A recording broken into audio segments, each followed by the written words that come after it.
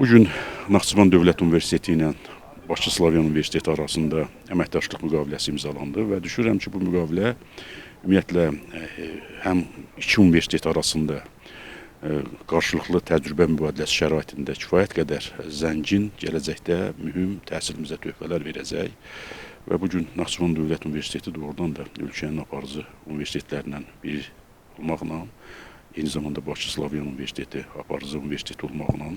belə bir əməkdaşlığa, belə deyək ki, imza atılması həm universitetdə təhsilin, elmin inkişafında mühüm töhfələr verəcək və universitetlər arasında həm də ki, inklusiv təhsillə bağlı Naxçıvan Dövlət Universitetində reallaşdırılan bu konfrans kifayət qədər əhəmiyyətlidir. Təhsilin müasir çağırışlara cavab verməsi və müasir dövrün tələbləri təhsilə də siyarət etməsi və düşünürəm ki, bu baxımdan belə konfranslar həm universitetin tələbə-müəllim heyəti arasında və eyni zamanda universitetin yaxşı mənada